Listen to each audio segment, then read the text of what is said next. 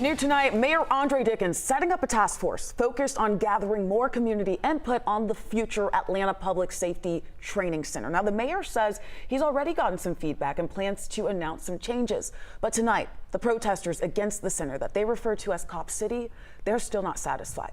Teresa Bowles is breaking down what that means tonight. Hey, Teresa. Hey, a few hours ago, I talked with a few organization leaders opposed to the future Southeast Atlanta Police and Fire Training Facility. They tell me they are not moved by this development, saying it seems like the city of Atlanta is simply trying to figure out a way around negative feedback. I think the mayor in the city of Atlanta is engaged in a form of propaganda. I don't think this new task force is going to do anything different than the old one. Mayor Andre Dickens' office, in a press release today, announced the new task force for the training center. It will seek to continue conversations with the neighborhood around the property. The task force will include 40 people to give recommendations. Opposers such as Kamal Franklin feel the community has already spoken. Why not listen to the larger community of Atlanta and stop building?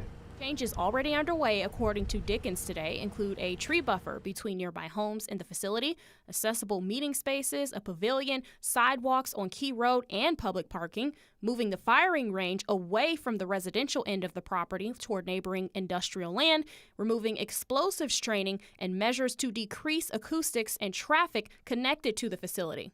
Go back to the drawing board and do something that saves the forest and protects the community that is surrounding the forest. The announcement did mention repurposing the former Atlanta prison farm site on the land to add more sustainability. Micah Herskin is not convinced.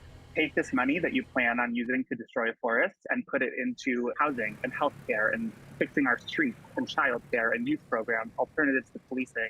Though Herskin and Franklin and fellow protesters plan to keep speaking up, they say it seems like Atlanta is building the facility no matter what the community thinks. It's hard not to see it as just a way to get around community input, because the fact is that the city has already received such overwhelmingly negative input.